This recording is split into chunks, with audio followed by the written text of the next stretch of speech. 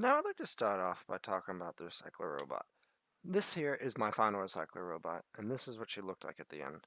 And what makes her unique to me is that instead of the ultrasonic sensor figuring out where the can is in front of her, her claw glides over top of the can and realizes that there's a can there. And as she grabs it, the claw recognizes what color it is, and it flips it 180 degrees back, and there's a little platform that flips side to side. But let's talk about the claw. The claw is at a perfect height just above the can on the ground. And as soon as the ultrasonic sensor sees the claw closes. And as you can see, sort of right here on the right hand claw, and in the next picture would be much more visible, is the ultraviolet sensor that I used to sense what color the can was. Now here we go switching to the next picture. This will display where the motor is and how I kept it off the ground with that little wheel. That motor that you see in the front is the claw motor that closes the claw. The ultrasonic sensor, as you can see, is on the head is facing down, sensing where the can is, and the ultraviolet sensor is right there, judging what color the can is. The motor in the back there is the motor that lifts the whole arm all the way up 180 degrees when it's attached to the robot. Right now, it is not attached to the robot. Let's talk about the drivetrain of the robot a little bit. As you can see here in this picture, there is a long shaft that goes all the way down the middle from the front. And the two wheels on the front and the one wheel on the back that is sideways are the wheels that turn it. And the shaft going to the back is along the motor in the front that turns it to pivot the whole robot sideways.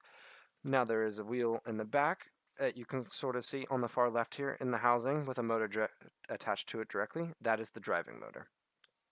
Let's talk about the code a little bit. Here's a subroutine that I have set for the arm. All the if statements in there increment by 1 each time when the if statement exits, so that therefore it can move on to the next if statement. I use these values in, I guess, to me, in a smart way, because it helps the program know when to move the arm and when not to move the arm, or what section of the arm the program was in. And underneath is my stop statement that displays when the robot has completed the course here.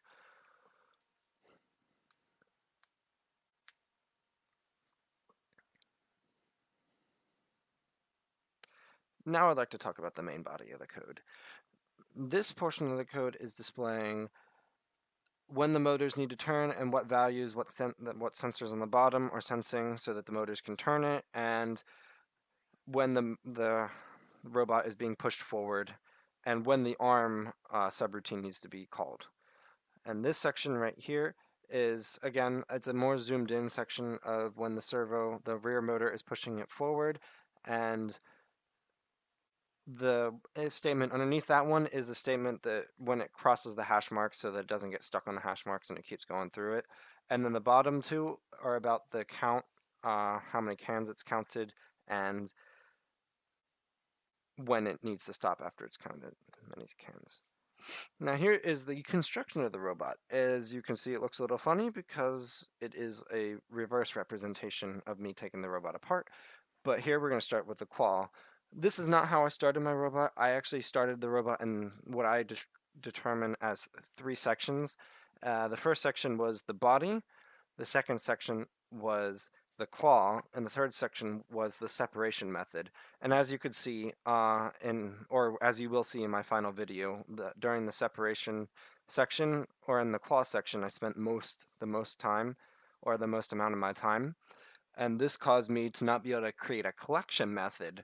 But the robot does know what color the can is, and it knows which side of the robot it needs to move the can to. And in the video, you will see the robot just rolling the cans off to its side. But as you can see in the back there, the claw is almost completed. We're adding in it's not even a, there were no gear ratios. In this, it was always a direct out to it, except for maybe the claw. The claw had like a 10-tooth gear ratio to like a 60-tooth gear ratio, just because it needed to lift a lot. Another determination for the claw to figure out where it was is there was a potentiometer that knew how far the claw was going, but that was only used in the if statements to determine whether it needed to move on to the next statement or not, and it added a value to my A value. And here we are building the body of the bot, and this is the turn motor that I am adding in with the 2 wheels in the front. The one wheel that's connected to the motor is powered, and then the left wheel, or no, the right wheel here is just solely for stabilization. And here I am adding the drive shaft back so that the rear wheel that faces sideways can help the whole robot pivot on a central axis. You can see the gear that I'm adding there, and there's the wheel. And it's to turn the opposite direction as the front wheel to allow for the pivoting action to happen. And then here I am building the little gearbox, or wheel box, I should say. Not even a gearbox, the motor is directly connected to the rear motor. And this is the box that pushes the whole robot. And I'm just adding in my special little mechanism to attach the gearbox to. And now we are going to add in the flippy floppy. Well, here's the sensors, but the flippy floppy that shoves the cans off to what side they need to be shoved to. And it's just a servo connected to a flat piece of metal that will, I guess, seesaw which direction the can needs to go. And then here I am adding in the claw.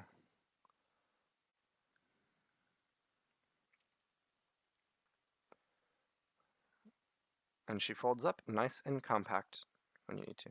Now here we are with the robot actually running, and it's running the course. I will follow it closely. I just added that can in. It doesn't count the lines, I just wanted to show that it could go all the way around the course. And then here we are coming up to the first can, and it's going to go to the left because the can is white. As you can see, the little flippy floppy has flipped. The claw is going to drop the can, and the can is going to roll off to the side. And there's no collection method like I stated earlier, and this was because I was running out of time. I'm pretty sure that is the biggest or the hardest part of this project was the time aspect. I spent an exuberant amount of time on it trying to get things to work, like not work properly. Well, yes, work properly, but like trying to get things to fit together right and fit together in a good manner. Learning how to use the Vex parts in a easy and stable way. I would have to say that that is the hardest part of this project. If I had a couple more hours, maybe, I would have been able to add a collection method to it. But I figured getting it to the point to where it knows what color the cans are and separating it. It picks the cans up, it stops, it can do the course, it counts the cans. I was like 90% of the way there on the robot. Other than that, this project was a blast. I had a lot of fun with it, and it was a very creative project. Start from scratch, and then this is what you can come up with. I would say doing the project in 3 stages was probably the biggest help that I had.